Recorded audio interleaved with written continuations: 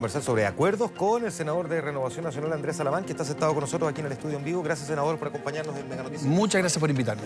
Senador, voy a partir, ya vamos a tocar el tema de las reformas institucionales. Yo creo que hay ciertos sectores que uno le dice reformas institucionales y le arranca porque dice que tema más árido, que tema más fome. Tiene directa vinculación con lo que pasa con la ciudadanía y a los que le interesa un poquitito la política es muy importante abordarlo. Pero antes me gustaría quedarme también en esta lógica de, no sé si la política de los acuerdos, pero intentar llegar a ciertos consensos mínimos entre el gobierno y la oposición. ¿Está viendo una manera más dialogante probablemente de una parte de la oposición en avanzar en ciertos temas con el gobierno? La respuesta es sí. Hoy día fue un día bueno para los acuerdos. Se aprobó en el Senado la nominación de la ministra Repetto para la Corte Suprema, virtualmente por unanimidad. Que parecía peligrar. Hace un par de días estaba complicado y se destrabó completamente y se votó casi por unanimidad. En segundo lugar, una cosa que a mí me toca de cerca, se aprobó también por unanimidad la derogación de la ley reservada del cobre. Que es una iniciativa que usted viene peleando hace mucho tiempo. De hecho, cuando fue ministro de Defensa, ahí... Partimos el año 2011 y está saliendo el año 2019, por supuesto con un proyecto muy mejorado y trabajado muy bien por el actual ministro Espina y por los parlamentarios que estuvieron encima. Pero eso es una gran innovación. Esta es una ley que viene del año 1958, que se había pretendido modificar desde siempre. Y yo creo que es muy notable que esto se produzca en un gobierno de la centro-derecha. Y más allá de las escaramuzas que se produzca en un gobierno de centro-derecha, porque sería bueno recordar que inicialmente donde más costaba encontrar votos para derogarla era en la derecha. Mira, a mí me costó mucho cuando yo empecé a impulsar este proyecto, precisamente en sectores de la derecha o de la centro-derecha, había una especie de actitud casi prejuiciada de que esta era una legislación que no debía tocarse. Y la verdad de las cosas es que se justificaba plenamente haberlo hecho hace bastante tiempo. Y también yo creo que en materia previsional, Juan Manuel, se dio un paso importante. Más allá de la escaramuza que se produce entre los distintos partidos de la oposición, yo creo que hay un punto de inflexión, yo creo que ya se cruzó el río y tengo la impresión de que vamos a avanzar en un acuerdo en materia de pensiones. Hay varias cosas que, sin embargo, resultan interesantes al mismo tiempo, senador, porque al momento en que estamos discutiendo todo esto, que parecieran ser transformaciones muy importantes, especialmente el tema de pensiones, pero también hay otras que están en juego en el Parlamento hoy por hoy, nos encontramos con instituciones que se encuentran en crisis. El presidente de la República sí lo reconoce, hay sectores que no niegan y que, de hecho, han sido convocados por el ministro del Interior, Andrés Chadwick, para que hagan sus propuestas de cosas que deben ser modificadas. ¿Cuál le salta a la vista a usted como evidente que requiere de una modificación institucional importante? A ver, yo creo que efectivamente las instituciones están hoy día en una situación de desprestigio y por lo tanto contribuir a la transparencia de las mismas y a la modernización funciona. Cosas que a mí me parece que importantes de ver. Por ejemplo, estudiar un nuevo mecanismo de nombramiento de los jueces y de los fiscales del Ministerio Público. Creo que ese es un tema particularmente significativo en que estamos verdaderamente extraordinariamente atrasados. Creo que los temas propiamente políticos, los temas de voto obligatorio, de mandato, de duración del mandato presidencial, de un eventual ajuste al sistema electoral, también son importantes y hay que tratarlas como un conjunto. Ahora, ¿usted es partidario de volver al voto obligatorio? No, yo soy partidario de mantener el voto libre, ¿no es así? Creo que el voto voluntario es la norma que corresponde. Yo no creo que haya que obligar coercitivamente a la gente a votar, y lo digo por experiencia propia. Creo que el que exista voto voluntario es una exigencia muy importante para los candidatos y para los políticos. Cuando los políticos saben que todo el mundo tiene que ir a votar obligatoriamente, se conducen de una manera. Cuando saben que tienen que ir a conquistar las voluntades, se conducen de otra. Pero saben también que cuando el voto es voluntario siempre se arriesga a que los sectores más pobres, por ejemplo, sean los primeros que dejen de ir a votar y por lo tanto también se les olvida el momento de hacer campaña. Bueno, efectivamente puede haber alguna diferencia en ese sentido, pero creo que al final del día, cuando uno es candidato, intenta obtener el máximo de votos en todos los sectores. En el caso de la duración del periodo presidencial, 6 años le parece que es bueno, 4 con posibilidad de reelección inmediata, un periodo entre medio. Juan Manuel, mire, lo que pasa aquí es lo siguiente. Si uno mira, por ejemplo, América Latina, todos los países tienen entre 4 y 6 años. Lo importante, más que la duración exacta del periodo, es que calce con las elecciones parlamentarias. Fundamentalmente para que no se produzca, o para por lo menos intentar disminuir las posibilidades de que se produzca lo que hoy día existe en nuestro país, que es que tenemos un gobierno de una coalición política y un Congreso de otra coalición política que tiene una parte positiva, obliga a buscar acuerdos, pero también es muy propenso al bloqueo. Entonces, si uno va a tener un sistema de 6 años, por ejemplo, habría que quizás pensar en diputados de 3 y senadores de 6. Si uno va a tener uno de 5, es más complicado. Por eso que a mí no me parece malo el sistema que tenemos hoy día de 4 con una reelección alternada. ¿Alternada? ¿Y por qué no continua? Yo creo que continuo a mí no me gusta por dos razones. Primero, porque hay una tendencia a la intervención electoral. ¿No es así? Cuando las personas utilizan el aparato del Estado o están en el aparato del Estado, las posibilidades de que ese aparato del Estado se torne o se derive o se mueva hacia la reelección del primer mandatario es mayor que si este no tiene reelección. ¿Por qué a los gringos les resulta y a nosotros no nos resultaría? Bueno, por muchas razones. Primero, porque es un sistema federal, porque tienen un sistema de transparencia extraordinariamente marcada, mucho mejor que el nuestro.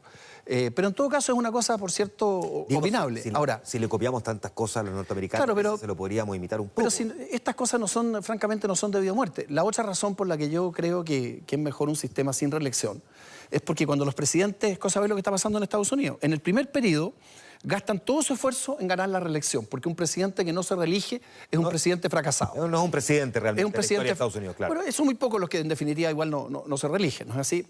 Entonces, ¿qué es lo que pasa? A veces los presidentes tienen que tomar, Juan Manuel, decisiones que son impopulares, decisiones que son difíciles, decisiones que no tienen un apoyo ciudadano, pero que son importantes para el país. Entonces, si los presidentes están pensando en reelegirse, en esos 4 años tienden a no tomar esas decisiones que a veces se necesitan. Hubo una propuesta de también tener un parlamento unicameral.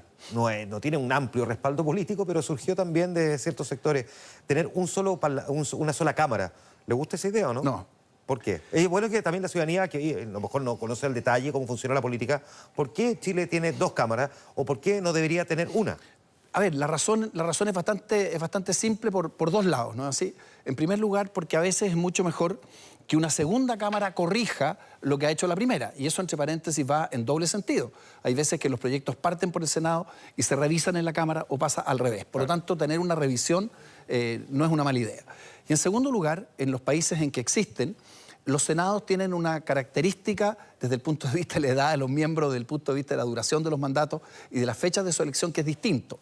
Entonces, la Cámara Política, por así decirlo, la Cámara de Diputados, ¿cómo podríamos decirlo? Más de combate, más de fiscalización. De hecho es de fiscalización, la otra más sancionatoria. Y la otra parte no tiene fiscalización. Claro. Entonces yo, francamente, si uno revisa los sistemas que existen en el mundo, los sistemas presidenciales, por supuesto, yo creo que la tendencia de tener 2 cámaras no es mala. Siento que lo estoy sometiendo como al testeo de las reformas institucionales, pero senador Andrés Lamán siempre tiene opinión respecto sobre todo a las discusiones políticas. Usted ha liderado muchas de ellas prácticamente desde siempre. Y por lo mismo me gustaría saber también algunas otras cosas que están dando vuelta, como por ejemplo que los parlamentarios puedan renunciar voluntariamente al cargo. Hoy día solo lo pueden hacer por razones de edad, de salud o cuando son convocados al Poder Ejecutivo. ¿Sabe cuál es el problema que tiene la renuncia? Que muchas veces se produce un efecto particularmente negativo. Porque cuando renuncia un candidato, o sea, un parlamentario, hay que reemplazarlo.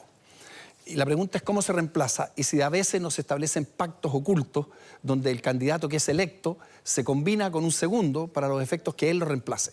Entonces, creo que lo de los reemplazos hay que mirarlo con mucho cuidado, con mucho cuidado. Ya, y en el caso de la disminución de cantidad de parlamentarios... Bueno, esa es una propuesta que está arriba de la mesa. Yo creo que... La UDI lo ha planteado, pero hay quienes dicen que si uno utiliza el mismo sistema que hoy día rige para elegir a los parlamentarios, pero tiene menos número de legisladores, hay partidos como Renovación Nacional y Democracia Cristiana que se podrían ver afectados en su cantidad de legisladores, claro, más que otros como la UDI, por ejemplo. Lo que pasa es que yo creo que hay que tener una cosa de realismo, ¿no? Más allá de que a algunos les pueda gustar disminuir el número, yo tengo la impresión de que no van a haber votos para eso. Pero lo que sí es importante es encontrar un mecanismo para que no tengamos parlamentarios que tienen una votación absolutamente ridícula, completamente esmirriada. Candidatos que tienen un 1% de los votos, un 2% de los votos y que en definitiva son arrastrados por el resto de la lista y tienen muy baja representatividad. Ya, y en el caso de disminuir el sueldo... Bueno, eso se ha estudiado tantas veces, ¿no es así? Y la respuesta... Déjeme hacer esta pregunta, sí, que hoy día he tenido largas discusiones sobre esto con montones de personas. Y varias me han planteado que el problema no es la cantidad de plata que gana un parlamentario, sino que la calidad del parlamentario. ¿Existe una manera de poder mejorar la calidad del Parlamento? Con mayor fiscalización de la opinión pública, con mayor transparencia, con mayor escrutinio. Por ejemplo, en el ámbito legislativo, muchas veces no se sabe lo que los parlamentarios hacemos. Yo he sido, por ejemplo, candidato varias veces y muy pocas veces me han preguntado cómo he votado en una ley o en otra. Claro. A diferencia de lo que ocurre, como usted decía, por ejemplo, en Estados Unidos, donde la manera de ser candidato es precisamente con el listado de las votaciones por delante. Yo creo que efectivamente se puede mejorar. en términos de que haya un escrutinio mayor de lo que hacen los parlamentarios. Creo que eso es importante y creo que pero falta mucho en ese sentido.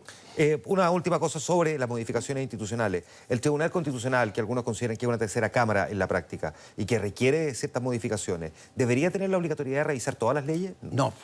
Por supuesto que no. Hoy día tiene solamente la revisión obligatoria de las leyes orgánicas constitucionales y tiene un control cuando hay requerimientos por parte de los parlamentarios. Yo creo que esta norma del control preventivo obligatorio es una norma que va a caer rápidamente en desuso y creo que también el tribunal va a cambiar desde el punto de vista de su integración. Hoy día es muy raro lo que pasa porque es un número par y tiene un voto dirimente el presidente. Y también creo que va a haber un escrutinio mucho mayor en términos de las designaciones o de los méritos que tienen que tener las personas que se incorporen al Tribunal Constitucional. O sea, lo que hicimos, por ejemplo, ahora con la ministra Repetto en el Senado fue realmente una innovación. O sea, se recopilaron todos los antecedentes, se abrió una plataforma para que cualquier persona pudiera hacer ver sus puntos de vista respecto de la nominada. Se recibieron muchas opiniones en ese sentido. O sea, un proceso muy participativo, muy democrático, muy abierto. A propósito de eso mismo, la última pregunta sobre esto, la iniciativa popular de ley, que es decir, que los ciudadanos puedan presentar proyectos y que juntan una determinada cantidad de firmas, como ocurre en otros países. Yo creo que eso sí, yo creo que eso es perfectamente razonable. No significa que se convierta en ley automáticamente, pero no, sí que al menos lo discutan los congresistas. Claro, sí. Lo que ocurre, Juan Manuel, es que también hay... o sea, yo no tengo ningún problema con esa iniciativa popular de ley, pero lo que le digo es lo siguiente. Si hay una iniciativa o hay una materia tan importante como para generar este número de firmas, ¿cómo no van a conseguir un parlamentario que esté dispuesto a presentarla? Ahora, también uno los compromete más en política. Déjeme hacer esta última pregunta, sí. Senador, porque lo conocimos esta tarde. El presidente Piñera finalmente canceló el viaje que tenía proyectado a Estados Unidos a un seminario privado, que era un seminario organizado por Alphabet, que es una compañía dueña de Google, donde iban a participar también otras personas. Y finalmente lo suspende. Habían varias críticas. ¿Qué le parece a usted que el presidente haya decidido viajar y luego suspender? Me parece bien que haya suspendido el viaje. Cualquiera sean las razones que haya tenido, creo que es importante que el presidente esté precisamente en el país. Hay circunstancias lo suficientemente complejas como para que él esté presente. Creo que perfectamente ese seminario podría haberse obviado desde el principio. Por lo tanto, ¿le parece que es un error no forzado el haber comprometido su asistencia? Tampoco le daría tanta importancia. Yo entiendo que es un seminario que es muy interesante desde el punto de vista de sus contenidos y el presidente había resuelto ir, como quien dice, como ciudadano, ¿no?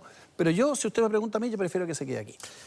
El senador Andrés Alamán, de Renovación Nacional, conversando en vivo esta noche con nosotros aquí en Mega Noticias Plus Prime. Muchas gracias, senador. Al rey, muchas gracias por invitarme. Bien, pues nosotros...